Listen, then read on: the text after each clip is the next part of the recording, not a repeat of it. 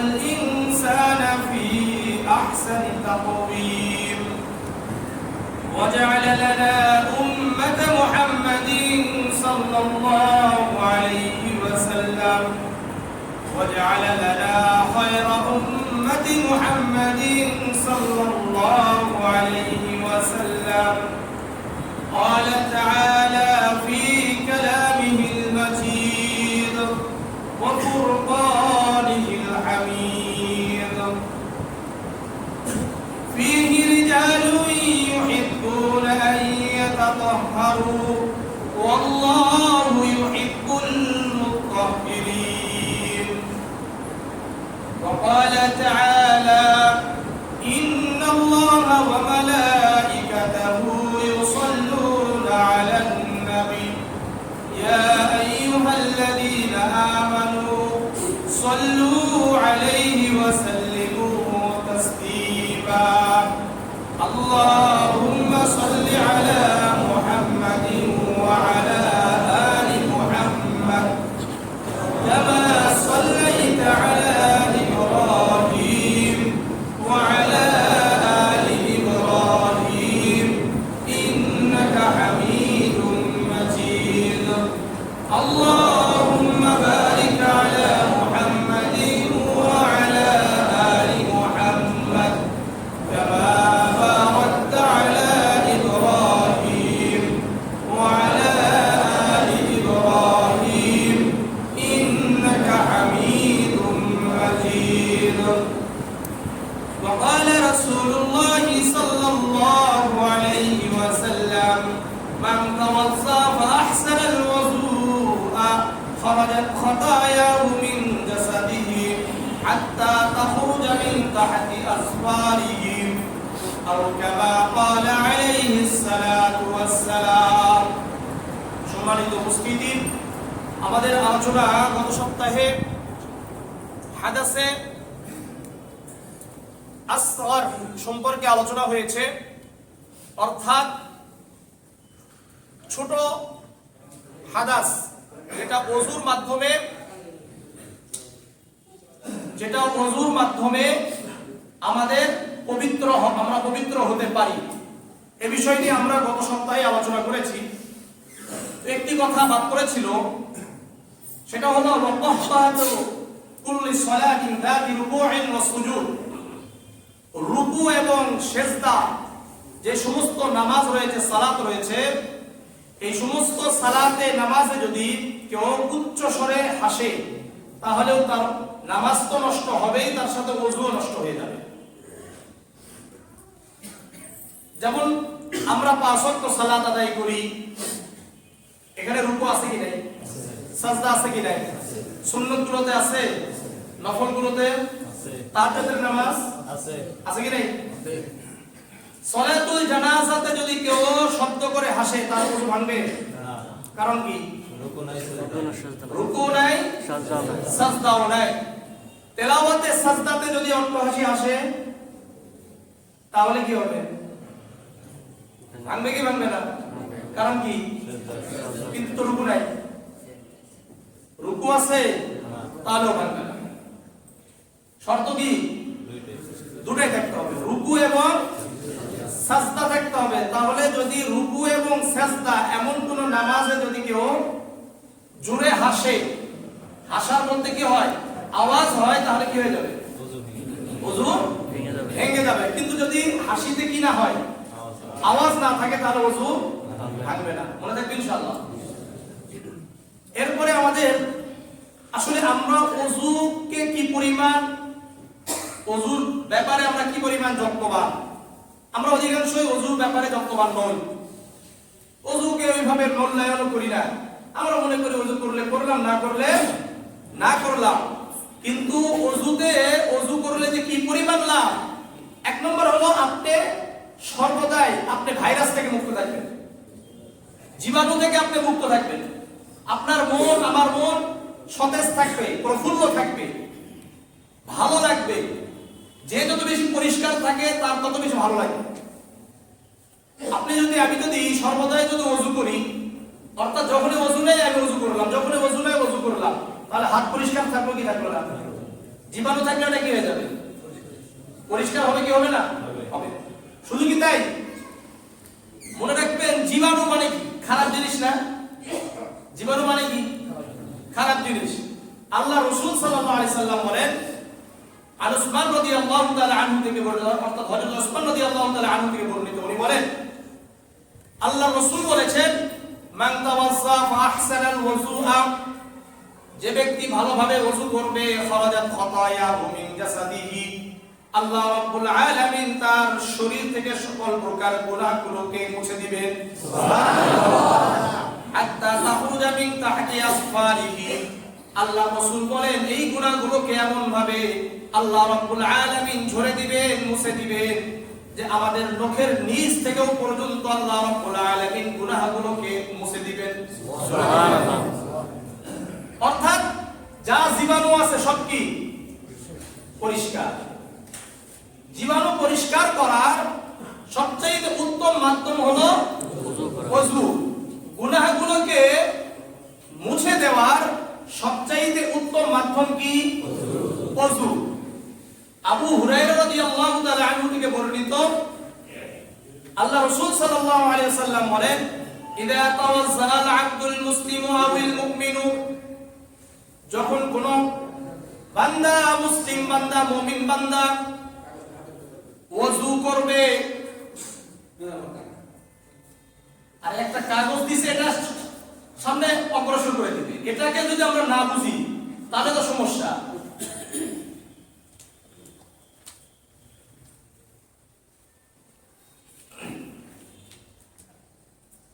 শুনেন, যখন কেউ পিছনে থেকে চিঠি দেয়, অর্থাৎ কোন চিরকুটে দেয়, তাহলে এর মাধ্যম হলো আপনাকে সামনে দিতে বলেছে, মানে যিনি আলোচনা করছেন সেখানে দেওয়া, এটা হলো আদব। আর আমরা যদি কেউ কি করি, ওখান থেকে একবারে সবার সামনে দিয়ে উঠে আসি, এটা হলো আদবের খেলাফ। আদব কোনটা? হাতে হাতে দিয়ে দেওয়া, তাহলে কি থাকে না, কোনো ডিস্টার্ব হবে না, কোনো অসুবিধা হয় না, বিরক্ত হয় না, কাউকে বিরক্ত করা হয় না, এটা আমরা বুঝি না। দিয়েছেন ওখান থেকে, এখানে কয়েকবার কয়েকজন কথা বলছে, লাভ কি হয়েছে বুঝেই নেই। আল্লাহ তাআলা বোঝার তৌফিক দান। আমিন। আল্লাহ রাসূল সাল্লাল্লাহু আলাইহি সাল্লাম বলেন, ইযা তাওয়াজ্জা আল-আবদুল মুসলিমু আওয়াল মুমিনু, যখন কোন বান্দা ওযু করবে, সঙ্গে সঙ্গে আল্লাহ রাব্বুল আলামিন তার গুনাহগুলোকে এমন ভাবে ঝেড়ে দিবেন। আল্লাহ রাসূল বলেন, ফাগাসালা ওয়াজহাহু খারাজা কুল্লু খাতিআতিন নাযারা ইলাইহি বিআইনিহি মা'আল মা'i আও মা'a আখিরি কাতরিল মা'i, যখন চেহারা ধৌত করবে আল্লাহ রাব্বুল আলামিন এই চেহারা থেকে সকল গুনাহগুলোকে মুছে দিবেন। যা দৃষ্টির মাধ্যমে হয়েছে, আমাদের চোখের মাধ্যমে যেগুলো গুনাহ হয়েছে, আল্লাহ রাব্বুল আলামিন সকল গুনাহগুলোকে ঝেড়ে দিবেন। সুবহানাল্লাহ। ফাইদা ওয়াসালা ইয়াদাইহি, আর যখন হাত ধৌত করবে, খরাজা কুল্লু খাতিআতিন কানা বাতাশাতহা মা'আল মা'i, খরাজা কুল্লু খাতিআতিন কানা বাতাশাত মা'আহা ইয়াদাহু মা'আল মা'i আও মা'a আখিরি কাতরিল মা'i, আর যখন কোন ব্যক্তি তাদের দু হাতগুলোকে কোন ধৌত করবে, আল্লাহর রাসূল বলেন ওই হাত দ্বারা যত গুনাহ হয়েছে সকল গুনাহগুলোকে আল্লাহ রাব্বুল আলামিন ঝেড়ে দিবেন। সুবহানাল্লাহ। ফাইদা ওয়াসালা রিজলাইহি, আর যখন দুনো পাকে তাক ধৌত করবে, খরাজা কুল্লু খাতিআতিন মাশাতাহা রিজলাহু মা'আল মা'i আও মা'a আখিরি কাতরিল মা'i, আর যখন দুনো পাকে ধৌত করবে, এই পায়ের মাধ্যমে যত গুনাহ হয়েছে আল্লাহ রাব্বুল আলামিন সকল গুনাহগুলোকে ক্ষমা করে দিবেন। সুবহানাল্লাহ। হাত্তা ইয়াখরুজা নাকিয়াম মিনাজ যুনুব, যখন ওযু থেকে ফারেগ হয়ে গেল, সঙ্গে সঙ্গে আল্লাহ রাব্বুল আলামিন ওই ব্যক্তিকে পরিচ্ছন্ন করে দিলেন, পবিত্র করে দিলেন। সুবহানাল্লাহ। অর্থাৎ গুনাহগুলো থেকে আল্লাহ তাআলা পবিত্র করে দিবেন।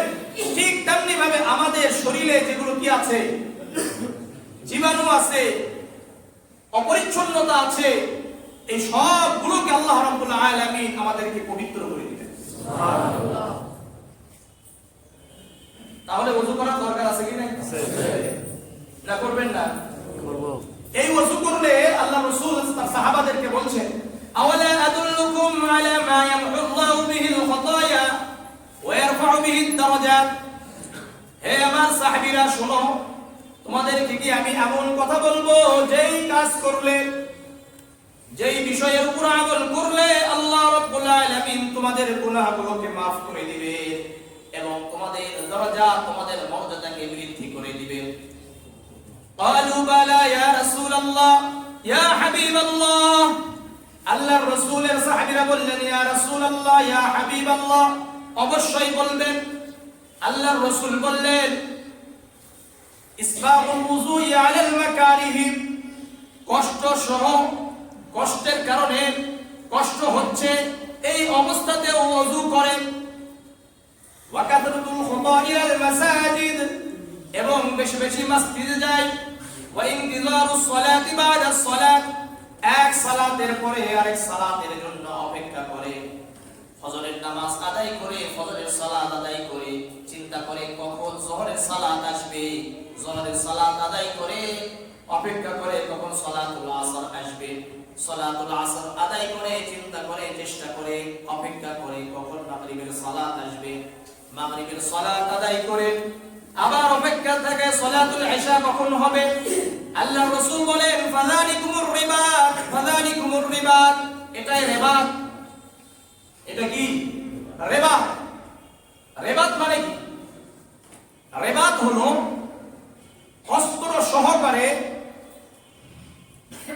দেশকে বর্ডারকে যে সমস্ত সৈন্যরা পাহারা দেয় সর্ব অবস্থায় তাদের একটাই চিন্তা যে কি করতে হবে আমার দেশকে রক্ষা করতে হবে সীমান্ত রক্ষা করতে হবে কোনোভাবেই আমাকে কোনো একটি মুহূর্তের জন্য উদাসীন ভাবে থাকা যাবে না তাকে কি বলা হয় রিবাত বলা হয় ঠিক তেমনি ভাবে আল্লাহ রাসূল এটা বুঝাইতে চেয়েছেন যারা শয়তান থেকে হেফাজতে থাকতে চায় কোনোভাবে যেন শয়তান তাকে কি করতে না পারে ধোঁকা না দিতে পারে তার ভিতরে ওয়াসওয়াসা না দিতে পারে সে যদি ওযু করে ওযু করা মানেই হলো সে ভালো কাজ করবে সে যদি কাসরাতুল খুতাইল মাসাজিদ বারবার মসজিদের দিকে আসে সব সময় দিলটা কার সাথে আটকানো মসজিদের সাথে সম্পৃক্ত হওয়া মানে তার সম্পর্ক কার সাথে আল্লাহর সাথে ওয়া ইনতিজারুস সালাত বাদাস সালাত এক সালাতের পরে আরেক সালাতের জন্য অপেক্ষা করা যদি কোনো ব্যক্তি করতে পারে ওই ব্যক্তিকেও আল্লাহ রাসূলের এই হাদিস বলছে যালিকুমুর রিবাত এই ব্যক্তিরাও রিবাত অর্থাৎ সদা সর্বদাই সে শয়তান থেকে হেফাজত থাকতে চায় তাহলে গুনাহ থেকে যদি আমরা পবিত্র হতে চাই আমাদের কি দরকার ওযু দরকার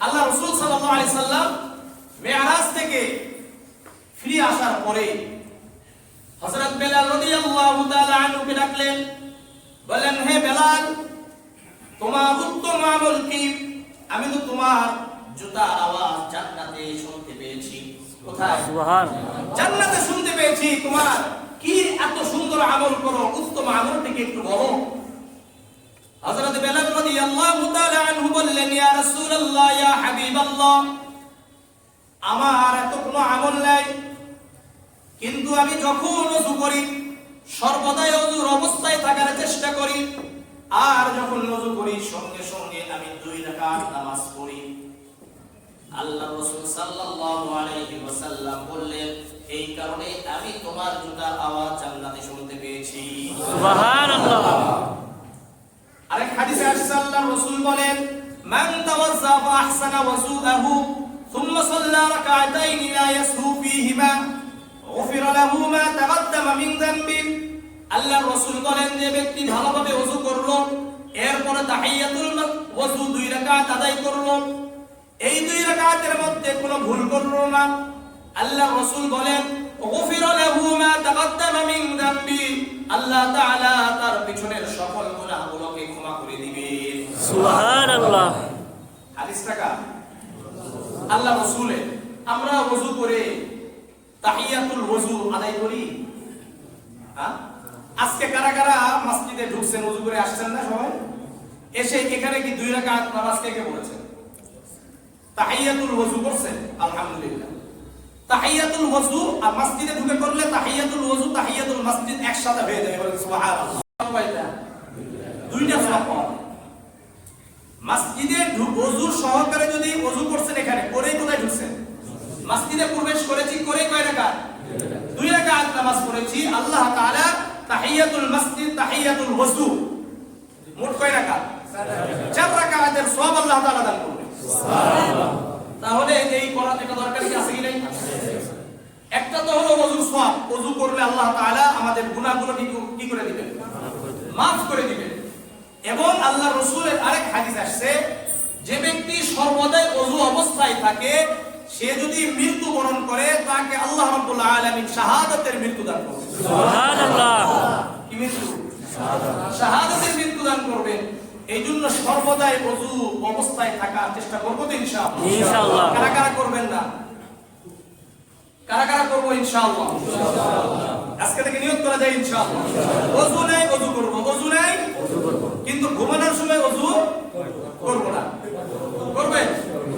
ঘুমানোর সময় ওযু করলে আরো 2টা পুরস্কারের কথা আল্লাহ রাসূল বলেছেন। কয়টা পুরস্কার? 2টা পুরস্কার। 1 নম্বর হাদিস, আল্লাহ রাসূল বলেন, তাহহিরু হাদিহিল আজসাদ তাহহারাকুমুল্লাহ ফাইন্নাহু লাইসা আবদুন ইয়াবিতু তাহিরান ইল্লা বাতা মা'আহু মালাকুন ফি শি'আরিহি লা ইয়ানকালিবু সা'আতান মিনাল লাইলি ইল্লা ক্বালা আল্লাহুম্মা ইগফির লি'আবদি ফাইন্নাহু বাতা তাহিরান। আল্লাহ রাসূল বলেন, তোমরা পবিত্র হও, পবিত্র হও ঘুমানোর সময়। ফাইন্নাহু লাইসা আবদুন তাহহারাকুমুল্লাহ, আল্লাহ তাআলা তোমাদেরকে পবিত্র করে দিবেন।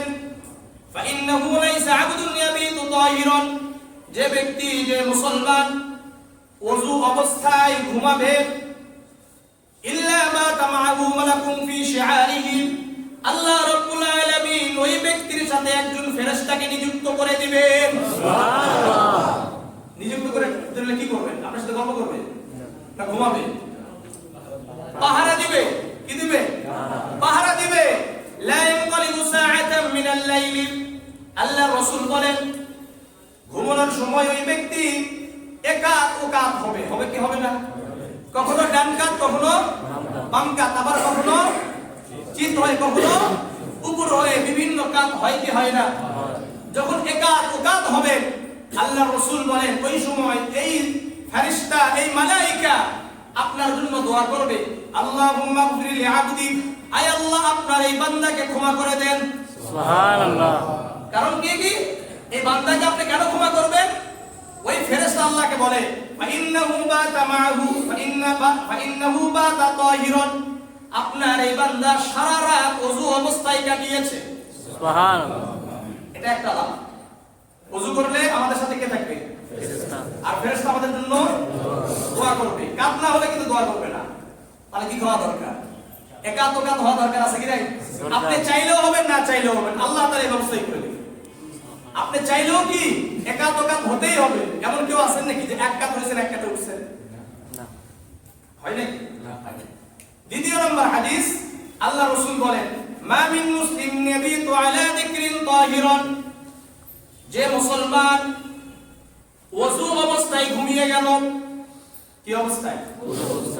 ওযু অবস্থায় ঘুমিয়ে গিয়েছে। ফায়াতাআরু মিনাল লাইলি, এরপরে হঠাৎ শীত লাগছে, উঠছে, উঠে কি করছে? ফ্যানের সুইচ অফ করে দিয়েছে, অথবা যদি এসি লাগানো থাকে এসি বন্ধ করেছে, অফ করেছে, অথবা পেশাবের চাপ দিয়েছে, উঠেছে, অথবা গরম লেগেছে, এসি ছিল কত? 21 দিয়েছে 16। এইভাবে বিভিন্ন কারণে আমরা ঘুম থেকে উঠি কি উঠি না? ঘুমানোর মধ্যে না উঠি না? কারা কারা উঠেন? আমরা মাঝে মাঝে উঠি, আপনারা উঠেন না? সবাই উঠলে লাভ কি? এই যে যখন আমি আপনি উঠবো, আল্লাহ রাসূল বলে ওই সময় আপনার আমার কাজ কি?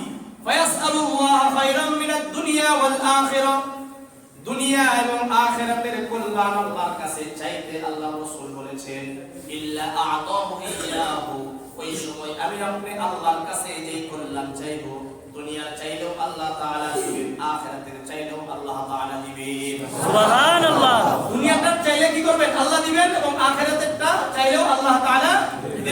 আপনি সুবহানাল্লাহ বলেন, আলহামদুলিল্লাহ বলেন, আল্লাহু আকবার বলেন, লা ইলাহা ইল্লাল্লাহ বলেন। বিশেষ করে রব্বানা আতিনা ফিদ দুনিয়া হাসানাতাও ওয়া ফিল আখিরাতি হাসানাতাও ওয়া কিনা আযাবান নার। আয় আল্লাহ, দুনিয়ার কল্যাণ দান করেন, আখিরাতের কল্যাণ দান করেন। আয় আল্লাহ, আমার চাকরি হয় না, চাকরির ব্যবস্থা করে দেন। আমার ব্যবসায় বরকত হচ্ছে না, বরকত দেন।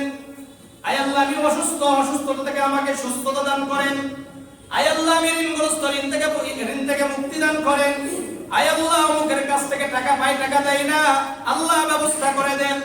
আয় আল্লাহ, ব্যক্তিগত সমস্যায় আছি, পারিবারিক সমস্যায় আছি, সামাজিক সমস্যায় আছি, রাষ্ট্রীয় সমস্যায় আছি, আল্লাহ সকল প্রকার সমস্যা থেকে আমাকে মুক্ত করে দেন। এগুলো কি কল্যাণের দোয়া না?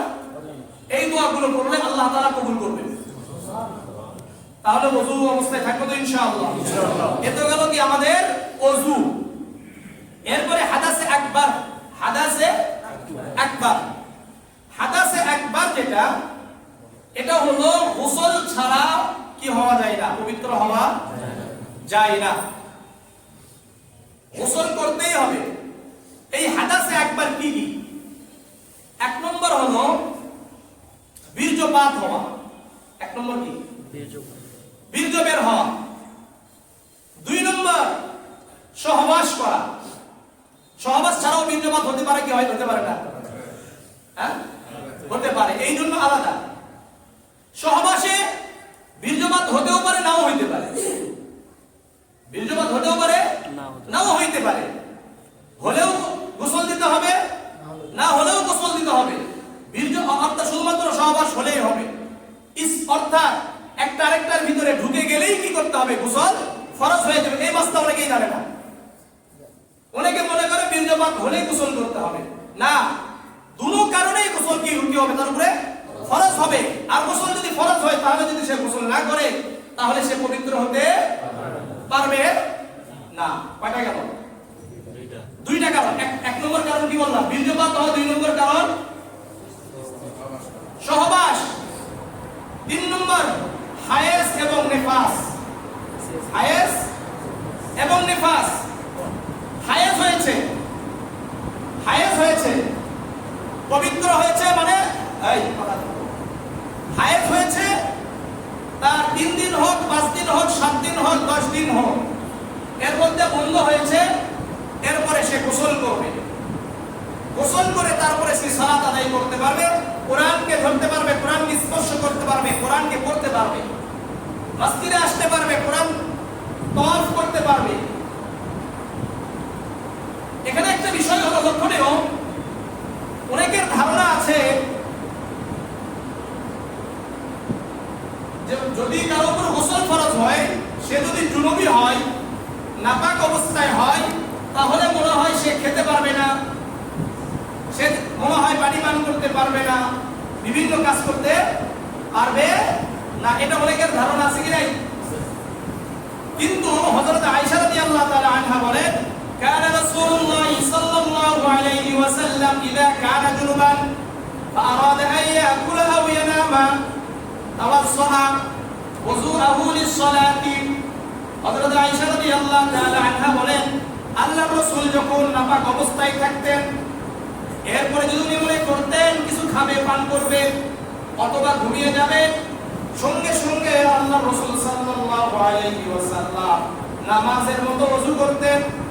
কিসের মতো? নামাজের মতো। আমরা যে নামাজের জন্য যে ওযু করি, ওযু করেন, এরপরে আল্লাহর রাসূল কিছু খেতেন, অথবা কিছু পান করতেন, অথবা কি করতেন? ঘুমিয়ে যেতেন।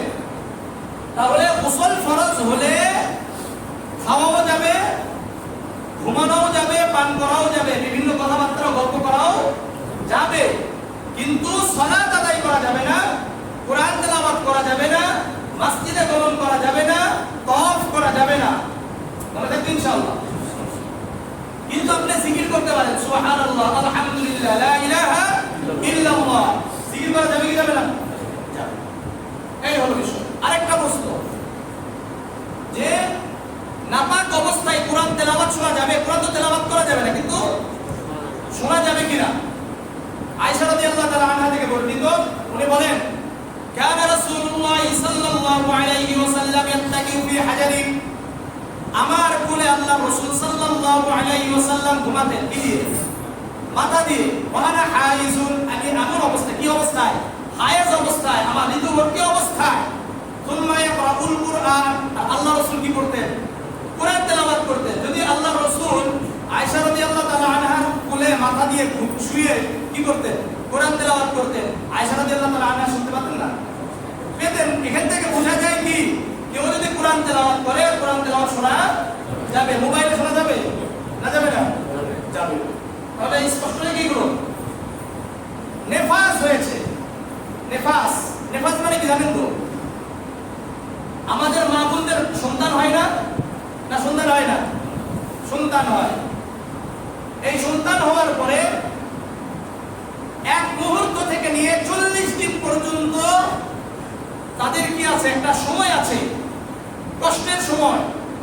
এই সময়ের পর কারো 1 মিনিট পরেও কি হইতে পারে? নেফাস বন্ধ হয়ে যেতে পারে। কারো 2 দিন পরে, কারো 4 দিন পরে, 10 দিন পরে। কিন্তু সর্বোচ্চ কতদিন? 40 দিন। হাদিস দ্বারা প্রমাণিত 40 দিন, এবং সায়েন্টিফিক মেডিকেল সায়েন্স কত বলে? 40 দিন সর্বোচ্চ। এটা হওয়ার পরে কি করবে? তার উপর গোসল ফরজ। এই গোসল ফরজ, এটাকে করবে। এরপরে কি করতে হবে? সালাত আদায় করতে পারবে, কোরআন তেলাওয়াত করতে পারবে। মনে থাকবে ইনশাআল্লাহ। কয়টা গেল? 4টা। কয়টা বলছি? এই 4টা কারণে গোসল ফরজ হয়। অনেকে মনে করে কাফের থেকে মুসলমান হলে গোসল ফরজ। এটা ভুয়া কথা। এর কোনো কি ভিত্তি নেই। গোসল কত প্রকার? গোসল মোট 4 প্রকার। কত প্রকার? 4 প্রকার। একটা হলো ফরজ গোসল, একটা ওয়াজিব গোসল, একটা হলো সুন্নাত গোসল, আর একটা হলো মুস্তাহাব গোসল। কয় প্রকার? 4 প্রকার। গোসল ফরজ যেটা বললাম। এখন গোসলের ফরজ আমাদের ভিতরে গোসল কিভাবে করব? কি করতে হবে? কুলি করতে হবে। গড়গড়ার সহিত কুলি করতে হবে, 1 নম্বর। 2 নম্বর, নাকে নরম স্থান পর্যন্ত পানি পৌঁছাইতে হবে। 3 নম্বর, পুরো শরীর ধৌত করতে হবে। মনে থাকবে? আমরা যে এই যে গোসলটা করলাম, এই গোসলের আগে গোসলের কিছু সুন্নত আছে, আছে কি নাই? সেই সুন্নতটা হলো আমরা নামাজের জন্য, সালাতের জন্য, কোরআন তেলাওয়াতের জন্য যে ওযুটা করি, এই ওযুটা করে নিব। কিন্তু এখানে একটি ভিন্ন নিয়ম আছে। সেই ভিন্ন নিয়ম হলো আমরা চেষ্টা করব পাটা পরে ধৌত করার জন্য। পাটা পরে ধৌত করার জন্য। কারণ কি বলেন তো? কারণ আমরা যে কি করছি? গোসল করছি, এর পরবর্তীতে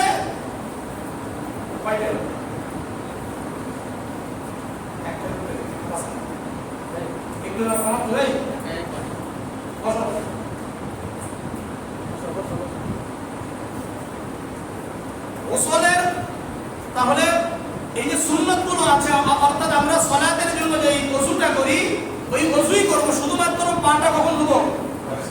লাস্টে ধৌত করার জন্য কি করব? চেষ্টা করব। আরেকটা ব্যাপার হলো, আমরা সর্বপ্রথম গোসলের জন্য যে ওযু করব, ওই সময় যদি শরীরে অথবা কাপড়ে কোনো নাপাক লেগে থাকে, এটাকে আগে আমরা পবিত্র করব। কারণ যদি আপনি পবিত্র না করেন, তাহলে কি হয়ে যাবে? আপনার শরীরের সাথে এটা মিক্স হয়ে যাবে। আপনার আবার শরীরের সাথে কি হয়ে যাবে? মিক্স হয়ে যাবে। এই জন্য নাপাক জায়গাটা আগে ধৌত করব, নাপাক কাপড়টাকে কি করব? ধৌত করে ভালো করে পবিত্র করে এরপর আমরা কি করব? গোসল শুরু করব। এখন একটা প্রশ্ন হলো, হুজুর গোসল করলে কি ওযু করতে হয়? হযরত আয়েশা রাদিয়াল্লাহু তাআলা আনহা বলেন, লা ইয়াতাওয়াজ্জু বা'দাল গুসলি। আল্লাহর রাসূল গোসলের পরে আর ওযু করতেন না সালাতের জন্য। কিন্তু আমাদের জন্য উত্তম হলো গোসল করার আগে অবশ্যই ওযু করে নেওয়া। ওযু করে নেওয়া।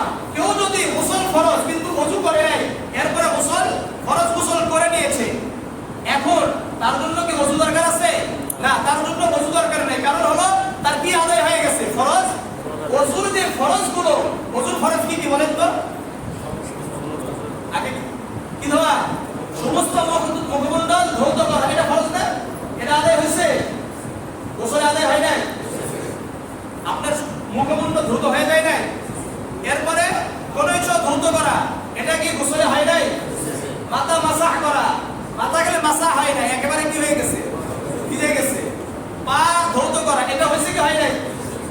সবকিছু হয়ে গেছে। এখন আরেকটি বিষয় এখানে প্রশ্ন আসতে পারে যে আমাদের মা বোনদের কি আছে, খোপা আছে না? কথা বলে না আছে। আরে খোপা বাঁধে না কি বাঁধে না? বাঁধে। এই খোপাটা কি গোসলে ফরজ গোসলের জন্য কি খুলতে হবে কিনা? খোলা আবশ্যক নয়। বলেন উম্মে সালমা রাদিয়াল্লাহু তাআলা আনহাকে ইয়াকফিকা বালাগা উসুলুশ শা'রি, অর্থাৎ তোমার চুলে গোড়া পর্যন্ত পানি পৌঁছানো ফরজ। গোসলে কি পানি পৌঁছানো কোথায় ফরজ? যথেষ্ট, গোড়াতে আগাতে নয়। কথাটা বুঝেন? কিসে? গোড়াতে, কিসে নয়? আগা নয়। আগা মানে কি মাথা, চুলের যে মাথা, এখানে পানি পৌঁছানো কি নয়? আবশ্যক নয়। কোথায় পৌঁছানো আবশ্যক? কথা বলেন, গোড়ায় পানি পৌঁছানো আবশ্যক। সুতরাং গোড়ায় যদি পৌঁছে যায় তাহলে খোপা খোলার প্রয়োজন নাই। তারপরেও উত্তম হলো খোলা। কারণটা কি? যদি খোপা খোলা হয় তাহলে পানি পৌঁছানোটা কি সহজ, এই জন্য। কিন্তু খোপা খোলা ছাড়া যদি পানি পৌঁছে যায় কোনো সমস্যা নাই। মনে থাকবে ইনশাআল্লাহ। গোসল ফরজের মোটামুটি সবাই বুঝছেন। এরপর হলো ওয়াজিব গোসল। কি গোসল? ওয়াজিব গোসল। ওয়াজিব গোসল হলো কি বলেন তো? মাইয়াতকে গোসল দেওয়া। মানুষ মারা গেছে, এখন কি করা? গোসল দেওয়া। এটা হলো কি? ওয়াজিব গোসল। সুন্নাত গোসল, আল্লাহ রাসূল বলেন মান আতাল জুমআতা ওয়াল ঈদাইন ফালইগতাসিল, যে ব্যক্তি জুমার দিন পাইলো, যে ব্যক্তি দুই ঈদকে পাইলো, সে যেন গোসল করে। কি করে? গোসল করে। এটা হলো সুন্নাত গোসল। ইহরামের জন্য গোসল করা, এটা হলো সুন্নাত। ইহরাম যখন আমরা বাঁধি, ইহরাম করি না, ইহরামের জন্য গোসল করা কি সুন্নাত। কিন্তু যদি কেউ গোসল না করে ইহরাম বাঁধে, তার ইহরাম হবে না? না, হবে না। ইহরাম বেঁধে 2 রাকাত নামাজ পড়ছে, এরপরে দোয়া করছে, কি হয়ে গেছে? ইহরাম বাঁধা হয়ে গেছে। কিন্তু গোসল দেওয়াটা কি সুন্নাত। আরাফার দিনে গোসল করা কি সুন্নাত। মনে থাকবে, এটা কি সুন্নাত গোসল। মুস্তাহাব গোসল, কাফের থেকে মুসলমান হলে গোসল করা মুস্তাহাব। নাবালক, নাবালিকা, বালক হয়েছে, বালিকা হয়েছে, গোসল করা কি মুস্তাহাব। পাগল হয়েছে অথবা বেহুশ হয়ে গেছে, অচেতন হয়েছে, ফিরে আসছে, গোসল করবে। যে কোনো ভালো কাজ করার জন্য গোসল করা। যেমন আমরা এমনি তাওয়াফ করি, তাওয়াফের আগে গোসল করা, কোরআন তেলাওয়াত করব, গোসল করি, এটা ভালো। লাইলাতুল কদরের ইবাদত করব, গোসল করি। লাইলাতুল নিসফি মিন শাবান গোসল করি। জুমার রাতে গোসল করা, ঈদের রাত্রিতে গোসল করা, এগুলো সব গোসল কি মুস্তাহাব। মনে থাকবে ইনশাআল্লাহ। এই হলো কি গোসলের প্রকার। যারা দ্বিতীয় তলায়, তৃতীয় তলায় আছেন, আমরা ইনশাআল্লাহ কালেকশন শুরু করে দিই। এই হলো কি মোটামুটি ভাবে গোসলের কি নিয়ম। অর্থাৎ গোসল তাহলে কত প্রকার বললাম বলেন? 4 প্রকার বলেছি। কি কি? ফরজ গোসল, ওয়াজিব গোসল, সুন্নাত গোসল, আর কি মুস্তাহাব গোসল। ফরজ গোসল কয় কারণে? 4 কারণ, তাই না? কি কি? 1 নম্বর বীর্যপাত হওয়া, 2 নম্বর সহবাস, 3 নম্বর হায়েজ, 4 নম্বর নেফাস। স্বপ্নদোষ, নাইট পলিউশন, গোসল ফরজ। মাস্টারবেশন, গোসল ফরজ। কিন্তু কোন ব্যক্তির যদি সর্বদাই বের হয়, সর্বদাই কি বের হয়, এই ব্যক্তির উপর গোসল ফরজ? হ্যাঁ, কি বলেন আপনারা? যে ব্যক্তির সর্বদাই বের হয়, এরকম অসুস্থ ব্যক্তি আছে কি নেই? হাদিসটা শোনাই, ফি হাশিয়াতিত তাহাবি, হাশিয়াতুত তাহাবির হাশিয়াতে আছে না, তাহাবি শরীফের হাশিয়াতে আছে ওয়া তাতাওয়াজ্জাউ লিল মুস্তাহাযাতি ওয়া মান বিহি উযরুন কাসালিসি বাউলি। যে ব্যক্তি সর্বদাই রক্ত বের হয়, যে সমস্ত নারীদের ইস্তেহাজা এটাকে বলা হয়, ঠিক তেমনি ভাবে এটার উপর কিয়াস করেন। কিয়াসে মাসলাক বুঝতে না বুঝতে সমস্যা।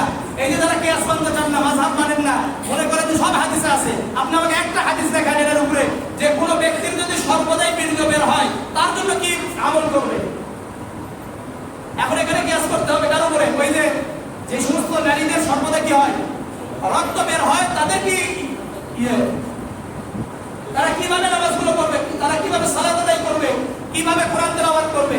এখানে কিয়াস করে বলতে হবে ওমান বিহি উযুরুন, যেহেতু উযুর আসছে, এই উযুরের কারণে সে লিওয়াক্তি কুল্লি সালাতিন শাআ'ু মিনাল ফারাইজ ওয়ান নওয়াফিল, ওই ব্যক্তি ওই রাকাত অর্থাৎ ওই ওয়াক্তে, যেমন জুমার ওয়াক্ত হয়েছে, যোহরের ওয়াক্ত হয়েছে, এখন আপনি কি করবেন? ওযু করে নেবেন। আপনি কি করবেন? ওযু করবেন। এখানে গোসল করতে হবে, কি করতে হবে? ওযু করে নিতে হবে।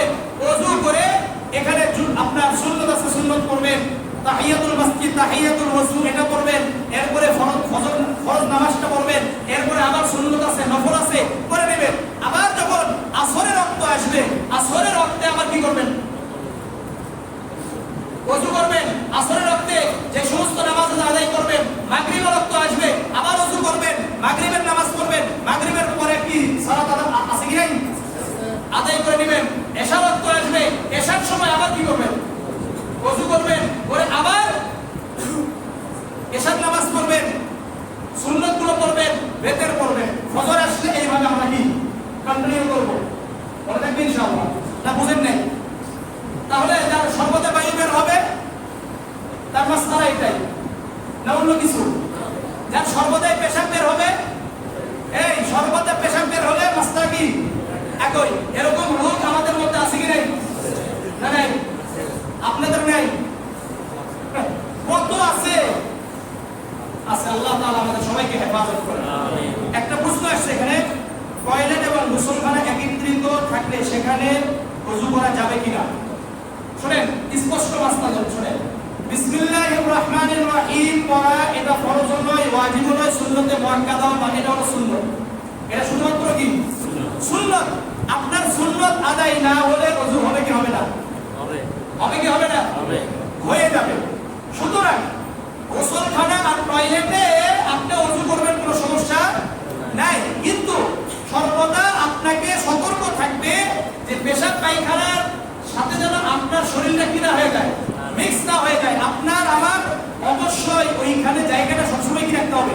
পবিত্র রাখতে হবে। যেমন ধরেন আপনার পেশাব পায়খানা এমন ভাবে করেন যে আপনি যেখানে ওযু করবেন এই জায়গাতেও পেশাব পায়খানা পড়ে থাকে, বিশেষ করে পায়খানা না থাকলেও কি থাকে, পেশাবের ছিটাছাটা বেশি আসে, এগুলো যেন কি না হয়, না হয়। অবশ্যই পবিত্র থাকবেন, থাকার পাশাপাশি আপনি ওযু করবেন, কোনো সমস্যা হবে না ইনশাআল্লাহ। আরেকটা হলো বিসমিল্লাহ বলার ব্যাপারে। এখানে আমি সবচেয়ে ইহাভাবে বলি এটা যে সতর্কতা অবলম্বন করে, যদি বাহিরে যদি কি থাকে, বেসিং থাকে, কি থাকে, বেসিং আছে না সবার, এখানে বিসমিল্লাহ বলে আপনি কি করলেন? শুরু করে দিলেন, এরপরে বাকিটা কোথায় করলেন? খালি বিসমিল্লাহির রহমানির রহিমের সওয়াব পাওয়ার জন্য কোথায় আসলেন? বেসিং আসলেন। আর বাকিটা কোথায় আমল করবেন? কোথায়? টয়লেটে গিয়ে আপনি ওযু করবেন, কমপ্লিট করলেন, কোনো সমস্যা হবে না, কোনো সমস্যা হবে না। বাকি কেউ যদি টয়লেটকে আলাদা মনে করে আর বাথরুমকে কি মনে করে? আলাদা মনে করে, তাহলে এখানেও বিসমিল্লাহ বলা যায়। আরেকটা সুন্নাত আছে, যদি মারা যায় কি করা? মাঝখানে কি দিয়ে দেওয়া? একটু পর্দা দিয়ে দেওয়া, তাহলে আরো ভালো হয়। মনে থাকবে ইনশাআল্লাহ। কিন্তু যেহেতু এটা কি নয়, ফরজ নয়, ওয়াজিব নয়, সুন্নতে মুআক্কাদাও নয়, সাধারণ সুন্নাত, এই সুন্নাত আপনার যদি আদায় না হয় তাহলে আপনার ওযুর মধ্যে বিন্দু মাত্র কি হবে না, সমস্যা হবে না। মনে থাকবে ইনশাআল্লাহ। আর কারো কোনো প্রশ্ন আছে?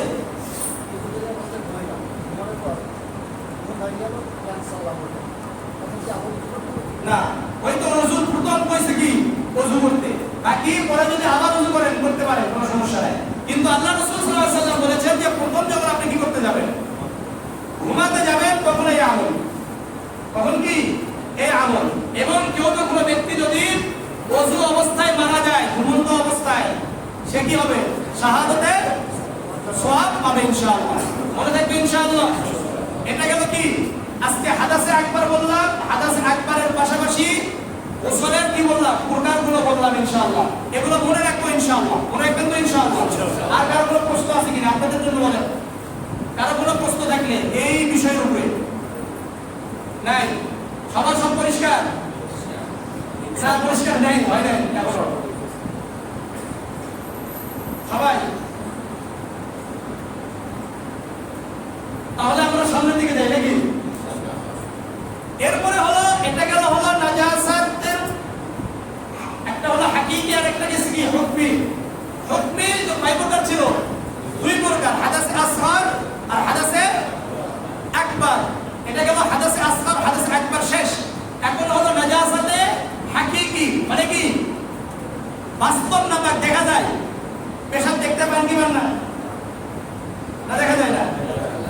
পায়খানা দেখা যায়, রক্ত, পুষ, ভূমি, এগুলো সব দেখা যায়, চর্বি দেখা যায়, এই সব কিছু দেখা যায়। এই নাজাসাত আবার দুই প্রকার। কয় প্রকার?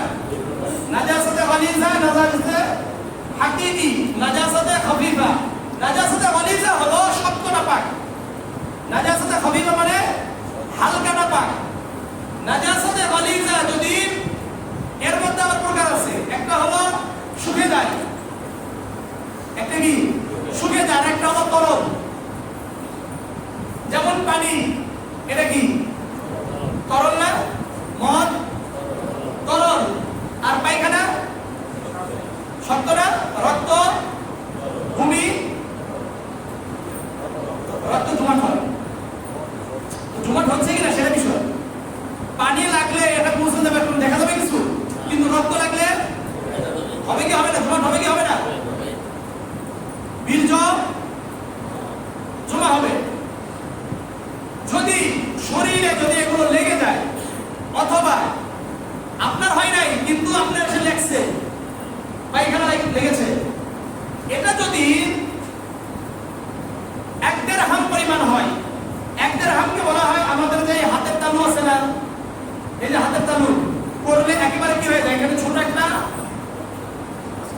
5 টাকার কয়েন আছে না, এই 5 টাকার কয়েন পরিমাণ যদি এই নাজাসাতে গালিজা যদি আমাদের শরীরে কি হয়, লেগে থাকে, কাপড়ে লেগে থাকে, আর ধোয়ার করার কি নাই, সময় পান নাই, অথবা ভুলেই কি করেন নাই, ধোন নাই, অথবা শরীরে লাগছে এটাকেও পবিত্র করেন নাই, এই অবস্থায় সালাত আদায় করে দিয়েছেন, তাহলে আপনার সালাত আদায় হয়ে যাবে। ইদা কানা রফিয়া কদরু দিরহামি, কি বলা হয়েছে?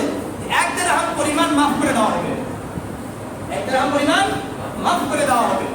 আর যদি নাজাসাতে খাফিফা আছে, এটাকে